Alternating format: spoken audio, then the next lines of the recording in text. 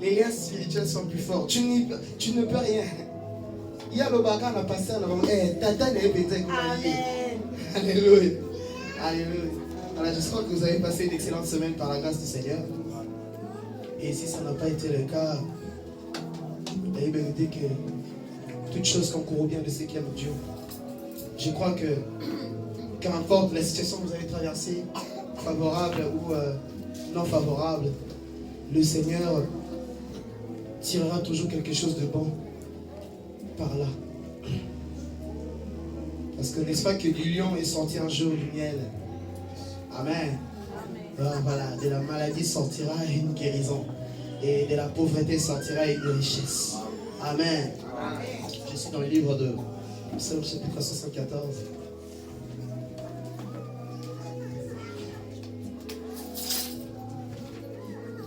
Nous verrons le verset 8 et verset 9.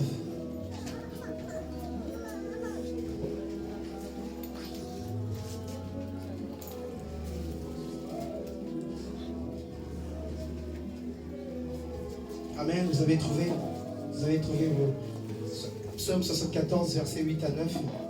Vous avez vos Bibles électroniques aussi. J'aimerais que nous puissions lire tous ensemble ce verset. Est-ce que quelqu'un a trouvé? Psaume 74, verset 8 à 9. Est-ce que quelqu'un est animé par le Saint-Esprit pour nous lire ce passage? Est-ce que quelqu'un parmi nous est animé par le Saint-Esprit qui peut lire ce verset avec onction? Amen. Quelqu'un peut lire? Ou vous n'avez toujours pas trouvé?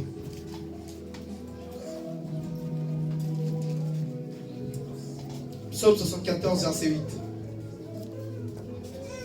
J'ai eu la parole au nom de Jésus.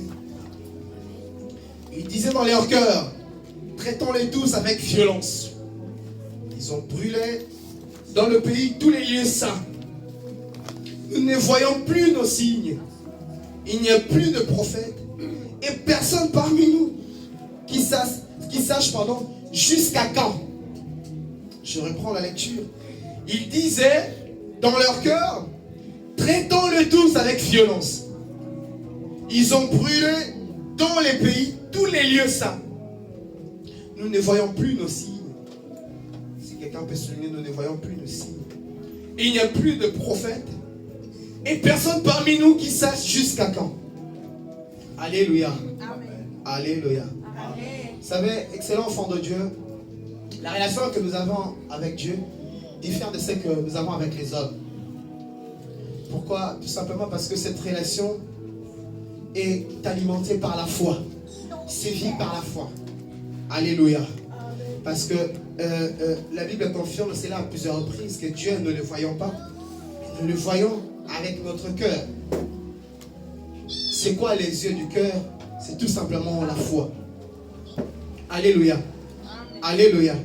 Et cette relation, mes bien-aimés dans le Seigneur, est une relation qui n'est pas toujours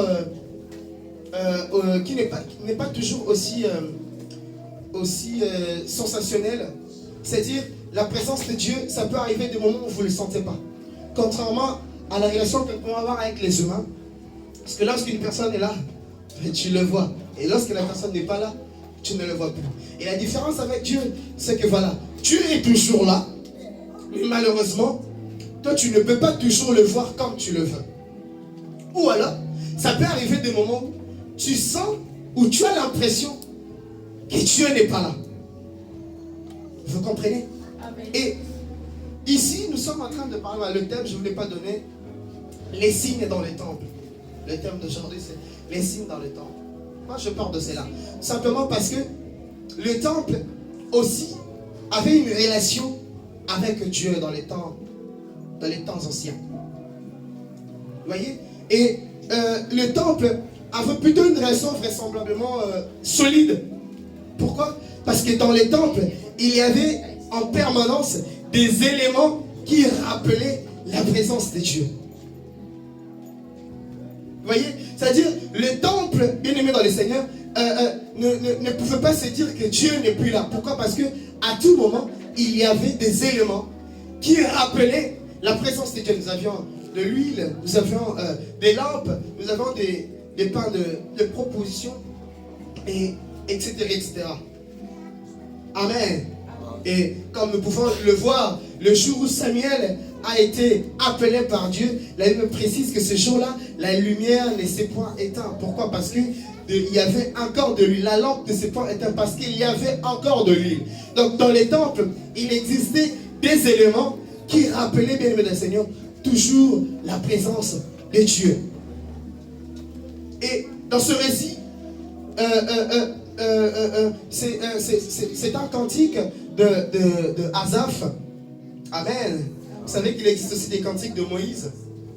Psaume, le livre des psaumes n'a pas seulement été voilà, n'est pas composé que des cantiques de David. Il y a eu plusieurs personnes qui ont composé des cantiques pour Dieu. Alléluia.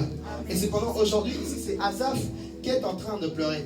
Et si vous lisez au départ, vous allez constater que ces événements se sont déroulés lors du règne de Babylone.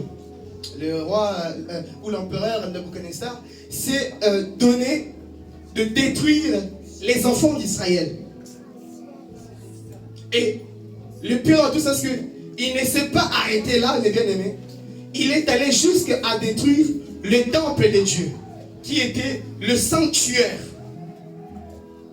Le lieu qui permettait aux enfants de Dieu de pouvoir vivre l'intimité avec Dieu. Rappelez-vous, parce que dans les temps anciens, le prêtre rentrait dans le temple pour pouvoir rentrer en communion avec Dieu, recevoir des messages, ensuite parler à Dieu. Il entrait dans le temple pour sacrifier un animal afin de recevoir le pardon du peuple. Et cependant, l'empereur Nabuchodonosor ne va pas s'arrêter à détruire les enfants de Dieu. Dans le verset 8, on nous parle du fait qu'il détruit les lieux saints, c'est-à-dire des lieux qui permettaient aux enfants d'Israël de pouvoir se rendre pour offrir à Dieu des offrandes, des lieux qui leur permettraient de pouvoir se purifier. Cependant, il va commencer par les détruire. Il va détruire tout le pays, mais il ne va pas s'arrêter là. Il va jusqu'à détruire les temples. Les temples qui permettaient aux prophètes ou aux prêtres de recevoir des directives venant de Dieu. Écoutez, Église, le diable, lorsqu'il vient dans votre vie, ou lorsque vous commencez à ressentir des combats dans votre vie, rassurez-vous, il ne va pas s'arrêter qu'au travail. Il ne s'arrêtera pas qu'au mariage, aux enfants, à l'argent. Le diable ira plus loin. Il ira même détruire ce qui vous permet d'être en intimité avec Dieu. Pourquoi? Tout simplement parce qu'il sait que c'est exactement cet élément qui te permet de pouvoir te ressourcer ou obtenir ce qu'il a détruit auparavant. Est-ce que je me fais entendre? C'est-à-dire, si aujourd'hui, pourquoi est-ce que Abraham, lorsqu'il voulait sacrifier par exemple Isaac, qu'est-ce qu'il a dit? Dieu m'en donnera encore un autre. Pourquoi? Parce qu'il savait, par-dessus tout, la source n'était pas tarie. On n'avait pas fermé le robinet. Abraham savait que Dieu était capable d'en donner encore un autre. Voilà pourquoi l'empereur, très sage, il va d'abord commencer par détruire les sanctuaires. Un endroit qui te permet de rentrer en intimité avec Dieu. Et aujourd'hui, bien aimés, nous avons aussi des temples physiques qui sont par exemple l'église que nous avons aujourd'hui. Vous savez, il y a des gens, pendant les confinements, qui étaient contents de se parler. Mais tu n'as pas compris. L'église, bien aimé dans le Seigneur, est un lieu où Dieu est en train de guérir, d'opérer des grandes choses dans la vie des gens. Alléluia. Je l'ai dit tout à l'heure, peut-être que vous n'étiez pas là. C'est que lorsque un lieu ou un endroit est dédié à Dieu, cet endroit porte, bien aimé dans le Seigneur, forcément une onction qui va toujours, comment dire, qui portera une onction qui sera toujours différente d'autres lieux. Rappelez-vous, bien aimé dans le Seigneur, les lieux Bethel, c'était un endroit où quiconque est passé a vu quelque chose. Pourquoi? Parce que ces lieux étaient consacrés à Dieu. Mes frères et sœurs, lorsque l'église est consacrée à Dieu, ce n'est pas en vain. Vous devez venir dans ces lieux. Parce que ces lieux portent une onction qui diffère de l'onction que tu peux avoir chez toi à la maison. Rassurez-vous. Ce n'est pas en vain. Ce n'est pas en fait la parole de Dieu nous dit n'abandonnez pas vos assemblées. Écoute, tu auras beau commencer à prier à la maison. D'ailleurs, les vraies prières de la maison ramènent à l'église. Si tes prières à la maison, surtout vous qui nous suivez via les réseaux sociaux, les prières que nous vous diffusons doivent vous pousser à venir à l'église. Si la prière de la maison ne te pousse pas à l'église, pose-toi des questions. Peut-être que tu es en train de reculer. Oui. Alléluia. Amen. Alléluia, église. Amen. Très important. Le diable, il nous a combattu pendant ce mois, pendant cette ère post-Covid. Fermer les églises, etc. Et pendant ce temps, plusieurs personnes sont tombées, d'autres sont tombées dans l'alcoolisme, d'autres sont tombées dans la dépression, mes bien-aimés dans le Seigneur. Ce sont des choses à ne pas négliger. C'est la date depuis longtemps et ça ne s'arrêtera pas. Il y a encore des destructions qui sont à venir. Alléluia. Amen. Détruire le temple, c'est un moyen de couper le peuple de Dieu de leur Dieu ou de leur source. Détruire, bien aimé, c'est celui qui t'empêche de venir à l'église et celui qui essaye de te couper de ta connexion avec Dieu. C'est lui qui devient pour toi un obstacle pour se rendre à l'église et c'est lui qui fait ta mort. Pourquoi? Parce que c'est un lieu qui diffère des autres, car elle porte une onction totalement différente. Anne a eu son enfant dans les temples. Alléluia. Amen. Alléluia. Amen. Il y a tellement d'exemples. Il y avait des montagnes, mes bien-aimés dans le Seigneur, des endroits où Dieu se manifestait, qui aussi étaient considérés comme étant des lieux saints. Cependant, il ne s'est pas arrêté. Il ne s'est pas contenté de détruire que les enfants d'Israël, mais il est allé jusqu'à détruire des endroits qui leur permettent, bien aimés dans le Seigneur, de pouvoir entrer en communion avec leur Dieu.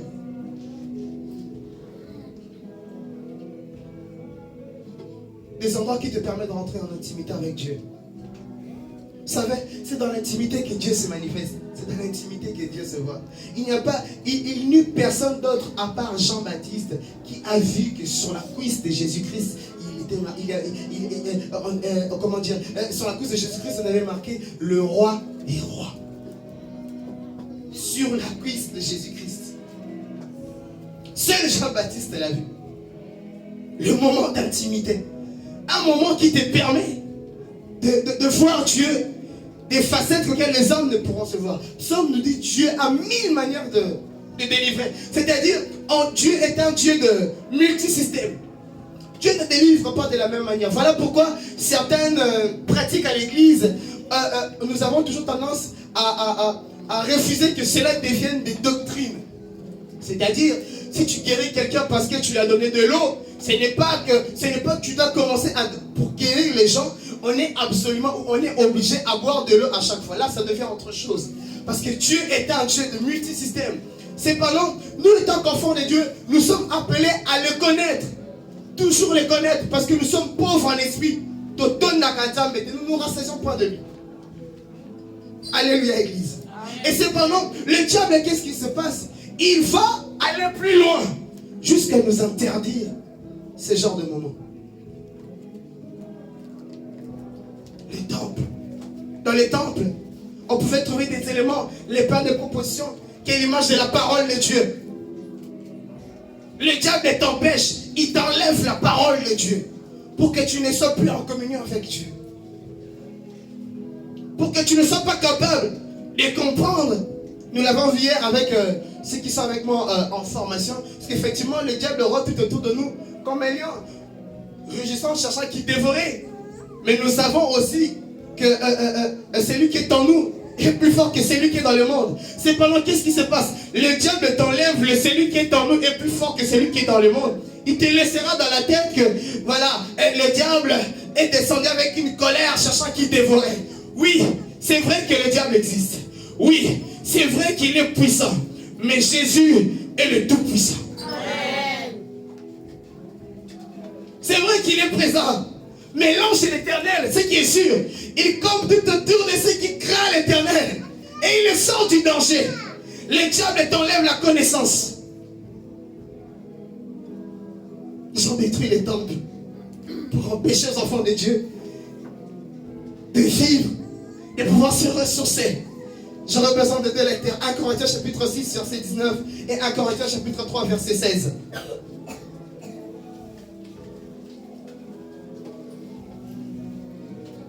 S'il vous plaît. Est-ce qu'on peut lire rapidement? 1 Corinthiens 6, le verset 19. Oui.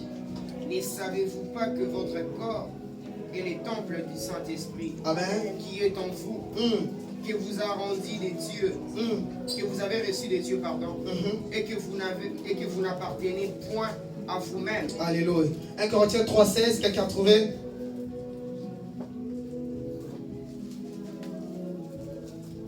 Corinthiens chapitre 3, le verset 16. Oui. Ne savez-vous pas que vous êtes le temple des dieux? Amen. Et que l'Esprit de Dieu habite en vous?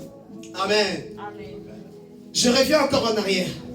Dans le temple, lorsque le temple était encore physique, parce que souvenez-vous, dans Salomon, Dieu dit ceci, que je n'habiterai plus les maisons construites par les hommes. Vous vous rappelez?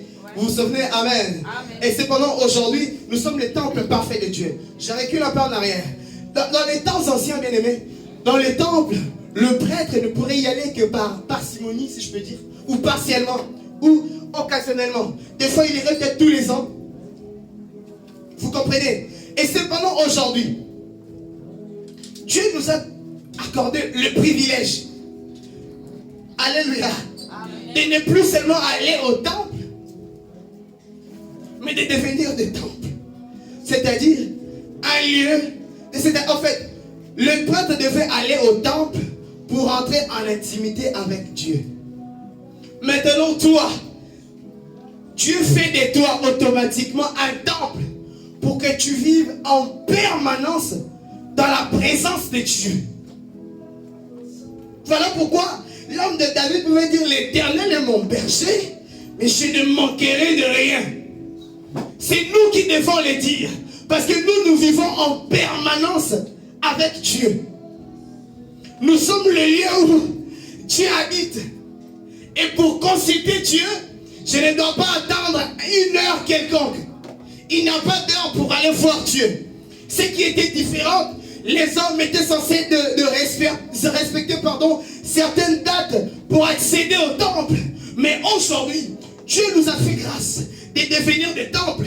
Dis-moi, bien-aimé dans le Seigneur, combien de fois tu rentres dans toi-même? Tu y es déjà.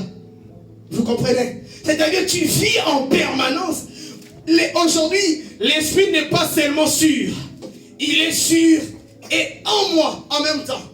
C'est-à-dire en toi aujourd'hui, tu portes une onction sur toi qui te permet d'opérer et en toi habite déjà un Dieu. Voilà pourquoi nous l'invoquons pas pour qu'il vienne, mais nous l'invoquons pour qu'il se manifeste. Parce que tu peux être présent et ne pas te manifester. Parce que tout à l'heure, lorsque j'ai dit Alléluia, ce n'est pas forcément tout le monde qui répond, mais c'est pourtant vous êtes présents. Nous, étant qu'enfants de Dieu, nous avons besoin de la manifestation de Dieu. Amen. Alléluia, Église. Amen. Nous sommes le temple de Jésus aujourd'hui. Et pour rappeler encore une fois de plus, mon thème, ce sont les signes dans les temples. Et face à cette information, on se retrouve face à trois personnes ou trois catégories de personnes.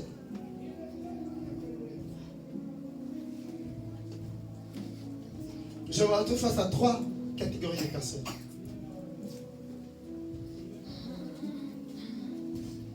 Il y a ceux qui pensent que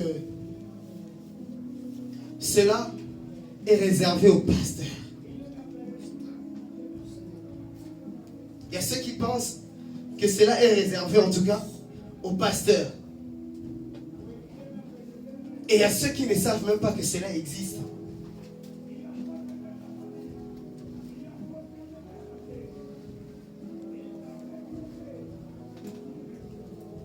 Alléluia. Et il y a ceux qui en avaient, mais qui l'ont perdu. Les signes dans les temples. Église de Dieu, avez-vous toujours les signes de Dieu en vous? C'est une question à méditer. Je reprends encore ma question. Église de Dieu, avez-vous toujours les signes de Dieu en vous? Romains chapitre 12, verset 1er. Tu peux m'aider s'il te plaît avec Dieu.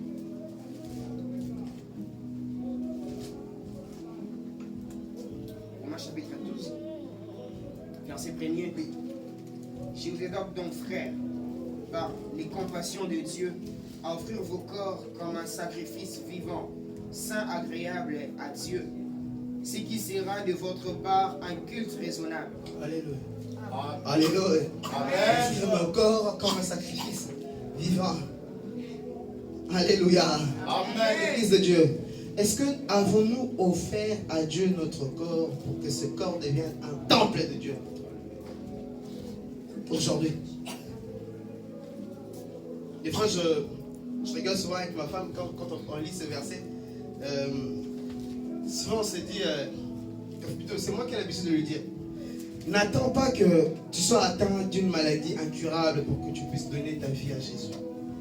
Peut-être que tu n'auras pas eu le temps de le faire. Dernièrement, j'ai suivi aux infos, enfin, c'était pas forcément les infos, mais sur les réseaux sociaux, un homme âgé de 90 ans qui a donné sa vie à Jésus. Quel tricheur celui-là.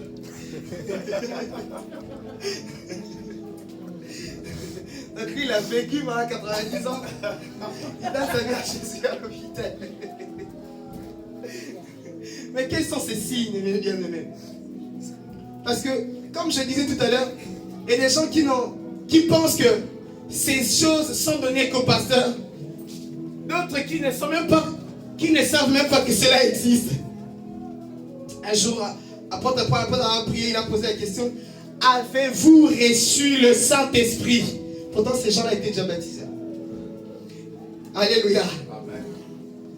Il y a de ceux qui les avaient, mais qui les ont perdus. Qui a détruit les signes du temple de Dieu en toi? C'est quoi ces signes? La liste n'est pas exhaustive. Je vais vous en citer quelques-uns. Nous avons l'onction de Dieu.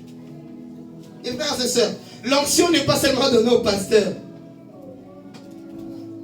Comme le berger a l'habitude de le dire, onction nzambo bénissez la roi bafoufou. L'onction n'est pas donnée qu'aux pasteurs. L'onction de Dieu, bien-aimé, est donnée à tous ceux qui l'ont reçu. Amen. Et à tous ceux qui ont cru en son nom. Amen. Alléluia. Amen. Parce que l'onction, c'est tout simplement une capacité. Ce n'est pas de l'huile qu'on verse sur toi, non. L'onction est invisible. L'onction est une capacité que Dieu te donne afin de pouvoir opérer sur les surnaturels et sur les naturels, bien sûr. Parce que l'onction donne l'intelligence aussi, la sagesse. Amen. La capacité à bien vivre avec les hommes. Amen. Et l'onction te permet aussi d'opérer dans le monde surnaturel. Amen. Et je réitère en disant, ce n'est pas qu'au pasteur. Pas qu'au pasteur. Il y a des gens qui viennent à l'église,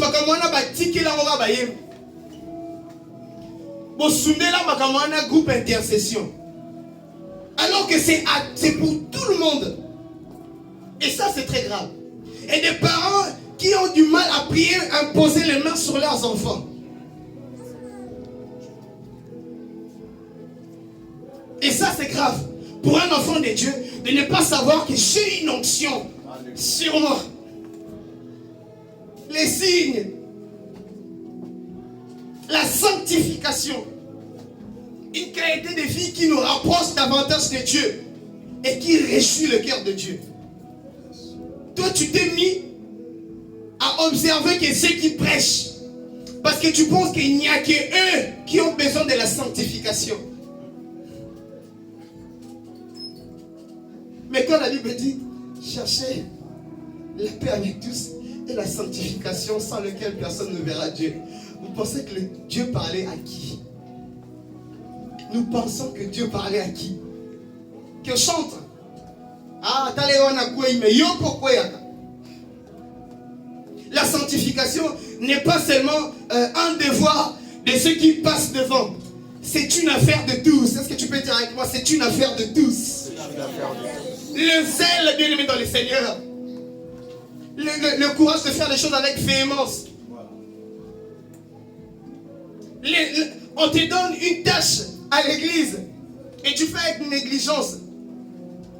Parce que tu penses que voilà, je ne suis pas encore pasteur et que le pasteur m'appellera de toute façon. De toutes les manières, il va vérifier derrière. Il va surveiller de toutes les manières. Mais non. C'est une affaire de tous. Les miracles. Vous ne l'avez laissé qu'au pasteur. À ceux qui... Vous pensez que vous ne pouvez pas prier. Lorsque... Et des gens... Alors, c'est pas mauvais. D'accord? Voilà, je me permets de dire cela parce que voilà, faut pas que ce soit mal interprété. C'est normal que tu appelles le pasteur. Mais nous voulons aussi que l'église puisse atteindre cette dimension où les gens appellent le pasteur pour leur dire Dieu m'a dit. Il n'y a pas que pasteur, j'ai mal à la tête. Premièrement, essaie le Doliprane. Et si ça ne marche pas, tu prends la prière. Oui, parce que si Dieu, vous pensez que l'intelligence que les médecins ont, ils l'ont reçue. C'est Dieu qui l'a donné. Oh, il y a des mots de tête où Dieu a déjà donné la solution aux médecins. C'est pas la peine. Voyez, tu prends de Doliprane et ça. Et si ça ne va pas, tu actionnes la prière. Yes. Et si ça ne va pas, en ce moment-là, tu appelles le pasteur. Mais ce n'est pas tout de suite d'un coup, j'appelle le pasteur maintenant. Voyez l'église, c'est une affaire de tous. Le diable, il nous enlève d'autres signes qui sont comme la connaissance. Un moyen d'accéder au mystère divin. Le diable me l'enlève. Et des gens qui viennent à l'église, qui ont 10 ans d'église, mais qui ne comprennent même pas ce que veut dire Matthieu 7,7. Et des gens qui ne peuvent même pas citer aujourd'hui Jean 3,16. Et des gens qui ont du mal encore à interpréter certains versets bibliques auxquels on peut comprendre de manière littéraire. Le diable t'enlève cette connaissance de la parole de Dieu. Tu ne comprendras pas. Et si je reviens encore à l'exemple où j'ai dit tout à l'heure, c'est que face à certaines situations, si tu as la connaissance de Dieu, tu auras la capacité de pouvoir donner la solution. Tout de suite. Tout de suite. J'ai une question pour vous. Lorsque Dieu nous a dit qu'il nous a donné le pouvoir, c'est à nous qu'il a donné le pouvoir. Il a dit tout pouvoir maintenant, moi je vous l'accorde. J'ai une question pour vous. Est-ce que quand vous chassez les démons, vous appelez Dieu ou vous les chassez par vous-même? Lorsque vous chassez les démons, c'est une vraie question. Vous appelez Dieu ou vous les chassez par vous-même parce que vous pensez que vous avez le pouvoir? Est-ce que vous avez besoin que Dieu vienne chasser les démons à votre place? Est-ce que Dieu doit venir chasser encore le démon à notre place? Du coup, croisons les bras et ne faisons plus rien. Laissons Dieu tout faire. Les choses ne se passeront pas de cette manière-là. Voyez, Église de Dieu. Et le diable t'enlève la connaissance. L'écoute prophétique. Il y a comment bien un prophète. Surtout en Afrique. Parce qu'il y a plus de bon, on va les battre. Et non. Qui vous a dit que Dieu ne parle? Alors, la prophétie n'est pas le moyen principal par lequel Dieu parle. C'est l'un des moyens de communication que Dieu utilise pour parler. Amen. Dieu ne parle pas que par prophétie. Ce n'est pas parce que tu n'entends pas que tu ne vois pas. La prophétie par excellence, c'est la parole de Dieu. À plusieurs reprises, moi Dieu me parle à 90% par sa parole. Mais quand tu penses que pour que Dieu parle, il faut y avoir à moi, hein? Ou que tu aies des visions, ce sont des moyens que Dieu peut utiliser. Ce n'est pas le canal principal par lequel Dieu communique. Et au-delà de ça, toi aussi tu peux avoir ces dons. Parmi nous, il y a des prophétesses. Il y a des prophétesses, mais qui reculent. Il y a des prophètes parmi nous ici, qui peuvent parler de la part du Seigneur. Mais ils pensent qu'il faut d'abord qu'ils passent devant quand on les impose les mains. Il y a des prophétesses ici qui continuent à consulter des prophètes. Il y a des gens que Dieu peut utiliser ici, mais ils ne le savent pas, ils sont ignorants. Parce qu'ils pensent que Dieu l'a donné à ceux-là. Et moi, je ne peux pas avoir. les signes, l'écoute prophétique. Est-ce que tu l'as toujours? Il y a des gens ici qui l'avaient auparavant. Il y a des gens ici, lorsqu'ils dormaient, ils pouvaient vraiment voir les choses comme s'ils étaient vivants, comme s'ils étaient debout. Et des gens ici, ils avaient la capacité d'écouter Dieu. Même pendant que nous sommes là, pendant que nous sommes en train de parler, pendant que le pasteur parle, ils avaient la capacité d'entendre ce que le pasteur n'a pas dit, mais ce que Dieu dit. Et des gens ici parmi nous, leur main est remplie de l'onction des miracles. Mais ils ne les utilisent pas. Ils ne les utilisent pas. Et il y a des gens parmi nous ici qui sont des moyens par lesquels, des fois nous sommes en train de rentrer en prière. Dieu veut t'utiliser pour que tu puisses nous parler de façon orale, mais toi tu es encore à la maison.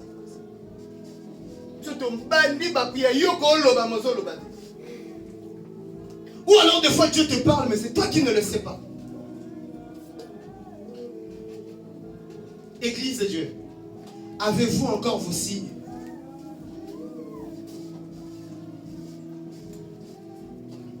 Église de Dieu, avez-vous encore vos signes? La liste peut être très longue, mais moi je m'arrête là au niveau des signes. Mais vous devez savoir une chose, c'est une affaire de tous. Et Dieu l'a donné à tout le monde. À certains, Dieu en a donné un peu plus. Vous devez le savoir. Dieu en a donné un peu plus. À ceux qui sont appelés au ministère de la parole, c'est tout à fait normal. Dieu en a donné un peu plus. Mais cela ne veut pas dire qu'il n'a pas donné à toi. N'est-ce pas que Joël 2 nous dit, vos fils et vos filles prophétiseront. On parlait de qui? Si on parlait des fils des prophètes, mais Jésus aussi est un prophète, donc nous sommes ses fils, donc c'est aussi à nous.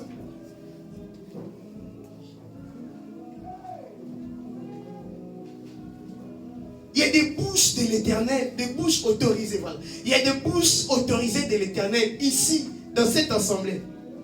Mais qui continuent encore à s'occuper de leurs sujets de prière. Mes frères et sœurs, il y a des sujets de prière pour lesquels tu prieras. Dieu ne te répondra pas, mais il te répondra lorsque tu te mettras au service. Alléluia. Et c'est pourquoi, mes frères et sœurs, il y a une chose que nous devons savoir. Parmi toutes ces choses, si vous l'avez perdu, si vous constatez que vous ne l'avez pas, ces choses peuvent encore être alimentées. Mais une chose que vous ne devez pas oublier, reprenons le psaume 74, le verset 12. Si quelqu'un n'a pas encore changé, tu peux très rapidement lire pour nous le verset 12.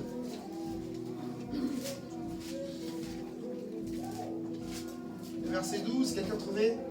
Dieu est mon roi depuis les temps anciens, lui qui accomplit des délivrances sur toute la terre. Vous voyez, nous sommes toujours, pendant ce temps, bien aimés dans le Seigneur, ils sont toujours dans la désolation. Il n'y a plus de signes.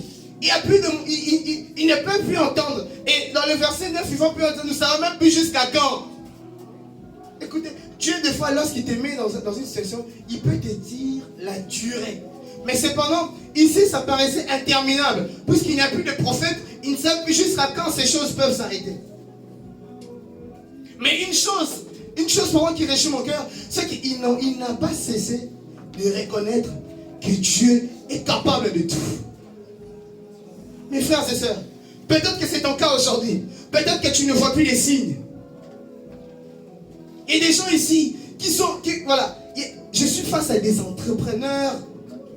Avec leur argent, ils doivent bénir cette assemblée. Oui, ça fait partie des signes.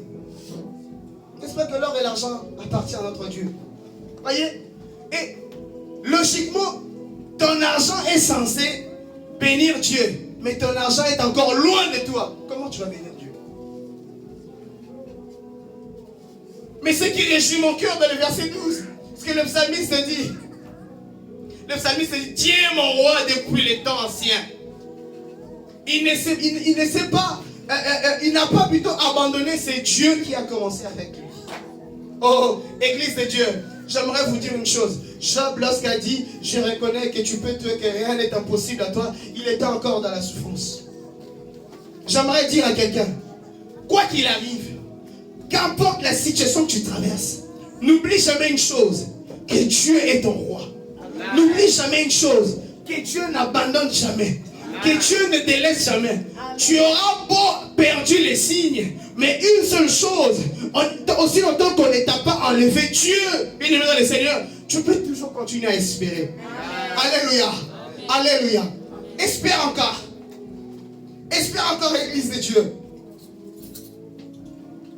Mais étant qu'enfant de Dieu, étant qu'un temple de Dieu, il faut qu'on restitue ces signes. Jean-Baptiste, les jours où, à un moment, il s'est retrouvé un peu dans le trouble. Oh, c'est lui ou c'est pas lui? C'est lui ou c'est pas lui? Jésus-Christ leur a dit plutôt, c'était les disciples des gens qui sont venus. Jésus-Christ leur a dit, allez leur dire ce que vous avez vu. Ils ont vu quoi? Des signes. Oh, Église de Dieu, étant qu'enfant de Dieu, bien-aimé, tu es censé avoir des signes avec toi. N'est-ce pas qu'il est écrit, voici les signes qui accompagneront ceux qui ont cru. Pas les patients, mais ceux qui ont cru déjà. Oh, le jour où tu as dit, je te ressens comme Seigneur et Sauveur, tu l'as déjà. Amen. Oh, j'ai une bonne nouvelle pour toi. Tu l'as déjà. Amen. Ça se retrouve en toi. Peut-être que tu ne le savais pas, mais tu l'as déjà, bien-aimé. Alléluia, Église de Dieu. Amen. Cependant, pour que ces choses puissent croître, tu as besoin peut-être de quelques astuces. La première des choses, comme je dis, reconnaître d'abord en soi que Dieu est ton roi et que Dieu existe encore. Même si je ne vois pas. Alléluia. Amen. Et normalement, même si ça tarde, je ferai quoi? J'attendrai. La patience. Pour ceux qui ne l'ont pas encore vu, patiente. Ça va arriver. Amen. Mais il y a une chose, Église de Dieu, pour que ces choses puissent encore croître. Il y a des gens qui voient des visions, mais ils n'arrivent pas à décrire des visages parce que la qualité de la prière est encore très basse. Tu as besoin encore de l'intimité avec Dieu. C'est pourquoi le diable t'empêche de vivre ces moments d'intimité. Il détruit les temples, il enlève les signes. Plus rien ne te rappelle l'existence de Dieu. Il y a l'église Néo-Lingui, ceux qui ont Lingui, pardon. La première des choses, éviter la vie de péché. N'est-ce pas que, je l'ai dit au départ, la relation avec Dieu ne s'arrêtera jamais, mais la communion peut s'arrêter. J'ai déjà donné cet exemple-là à l'église, d'un père et d'un fils. Ils peuvent se dire, on ne se parle plus, il n'y a plus de communion, mais en tout cas, il ne pourra jamais dire, là c'est mon ex-père, là c'est mon ex-fils. Tu ne seras jamais ex-enfant de Dieu. Mais tu peux faire la communion avec Dieu. Oh, n'est-ce pas que Dieu un jour a posé la question, Adam, où es-tu? Pourquoi? Parce que l'erreur qu'il a commise, eh bien, a coupé la communion.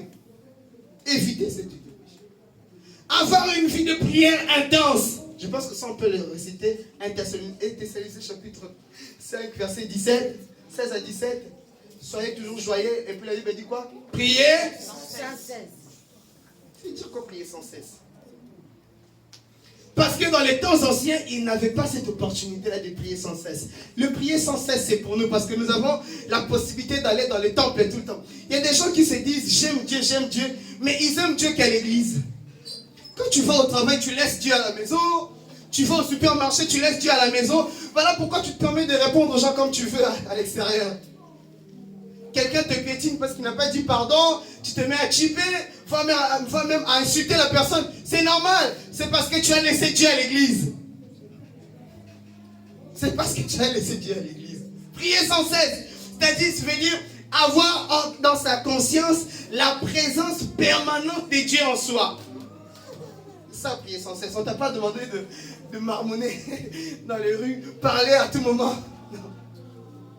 Ah, sinon on te qualifierait de fou, n'est-ce pas?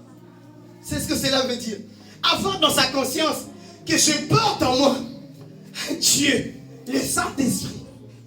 Avoir une vie de prière, mes bien-aimés dans le Seigneur. C'est ce qui te permet de pouvoir alimenter ces signes. Une vie de méditation. Et des Bibles ici comme un poussière. Ça s'ouvre même pas. On en avait parlé hier avec comment t'étais. Tu médites jamais. Tu ne prends pas le temps de lire un verset biblique. Puisque tu n'as pas compris, tu ne veux pas faire l'effort de comprendre. Tu t'arrêtes là, on a compris l'alternative. La méditation, c'est quoi? Tu lis et tu commences à réfléchir. Ça peut te prendre même toute une journée. Si tu n'arrives pas, tu fais des recherches. Cherche à savoir qu'est-ce que cela veut dire. Une vie de méditation. Parce que c'est par la parole que Dieu nous parle. Osée 4:6. Puisque tu as rejeté la connaissance, je te rejette aussi. Ne rejette pas la connaissance. Et la connaissance se trouve dans la parole de Dieu. Lorsque tu as ce genre de choses, c'est pendant que tu es en train de remettre les pains de proposition sur la table. Tu es en train de remettre les signes dans les temples. Est-ce qu'aujourd'hui on peut remettre les signes? Amen. Alléluia. Amen. Nous avons tellement de choses. Servir Dieu. Servir Dieu. Église de Dieu. Servons Dieu. En fait, servir Dieu, c'est quoi? C'est simplement être au service de Dieu ou alors être le moyen par lequel Dieu bénit les autres. Servir Dieu, c'est pas forcément tenir un micro, venir ici. Tu peux servir Dieu en gagnant une âme, en gagnant ton mari par ton comportement, en gagnant ta femme par ton comportement. Donc tu as été un canal de bénédiction, tu as servi Dieu. Servir Dieu, c'est donner une bonne image de Dieu. Ce n'est pas qu'en te regardant que les gens aient le dégoût de venir à l'église. Les gens te voient, ils ont envie de venir à l'église. Tu as servi Dieu. Mais pour aller encore plus loin, c'est prendre une charge à l'église. L'apôtre Paul le dit, c'est lui qui aspire à avoir une charge à l'église, a reçu, a choisi la bonne part, ou la meilleure de part, ou la meilleure des activités qui existent dans le monde. La meilleure des activités qui existent dans le monde, c'est servir Dieu. Il n'y a pas mieux. Prenez une charge à l'église. Prenez une responsabilité à l'église. Vous serez protégés. N'est-ce pas qu'il est écrit, si vous servirez l'Éternel, votre Dieu, qu'est-ce qu'il fera? Qu'est-ce qu'il fera? Église, aide-moi. Il fera quoi? Si vous servirez l'Éternel, votre Dieu, il fera quoi? Il bénira. Oui, il bénira votre pain. Il éloignera quoi? La maladie. Vous voyez? Là, elle va prier en dessous de ça. Je vous dis la vérité. On a ensemble la peau, on a banni ensemble la peau d'Israël.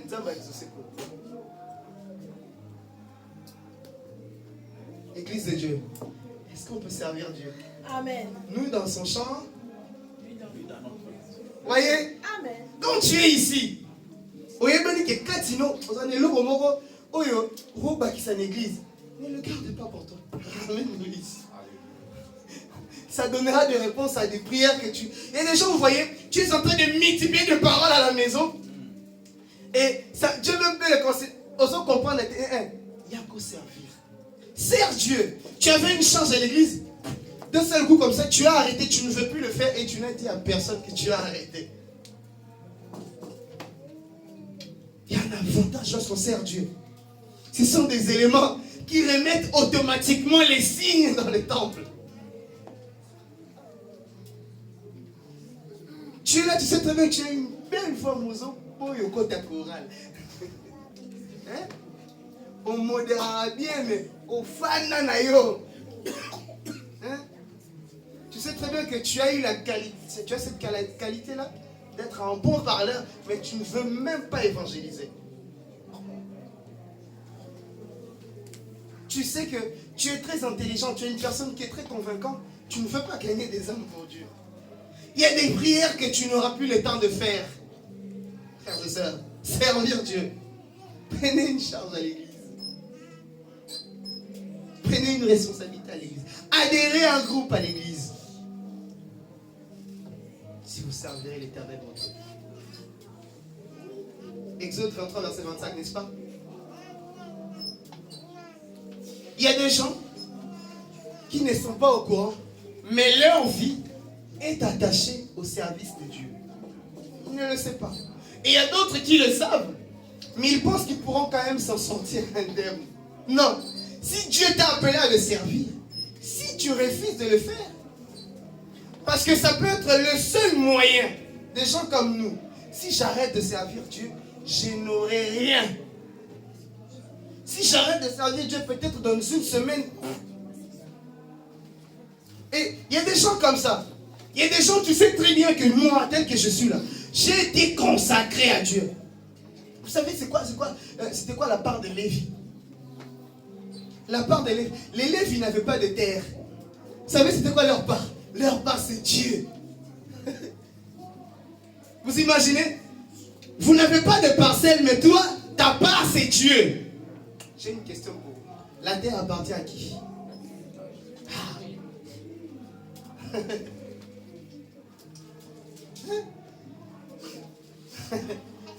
N'est-ce pas que ce qui appartient aux autres, Dieu peut me les donner? Parce que moi, ma part, c'est pas ce que les hommes me donnent. Ma part, c'est Dieu. Et tout ce qui existe en elle. Tout ce qui est physique, tout ce qui est palpable, existe par Dieu. Et moi, ma part, c'est Dieu. Ma part, c'est celui qui donne. Église, sers Dieu, c'est la meilleure des parts. Les autres ont reçu des villes, mais toi, tu reçois la terre et le ciel. Alléluia. Oh, n'est-ce pas que pour Jacob, qu'est-ce qui lui a été donné? Lorsque tu cries, le ciel t'attendra. Et lorsque tu sèmes, la terre te donnera. Parce que ta part, c'est Dieu. Celui dont la part est Dieu. Celui dont la part est Dieu. L'église de Dieu, entrons dans le service. Mets-toi au service du maître. Mets-toi au service du maître. Et Dieu te bénira. Amen. Dieu te bénira. J'ai parlé des signes dans le temple. Je crois que plusieurs personnes se sont identifiées par rapport à ce que nous avons dit. Je me suis adressé à 3 catégories de personnes. Ceux qui avaient les signes mais qui l'ont perdu. Ceux qui pensent que ça ne leur a pas été octroyé. Alléluia. Amen. Et ceux qui l'ont et qui reculent. Où est-ce que vous vous situez? Église de Dieu, où est-ce que vous vous situez? J'ai une question encore à la fin. Avez-vous encore les signes? Que Dieu vous bénisse. Amen. Et que Dieu bénisse sa parole. Amen.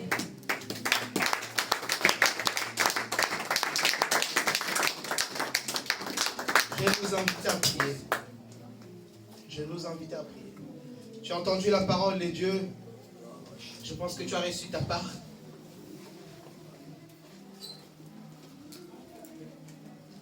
Ma prière est que, avant que tu sortes, que Dieu puisse restaurer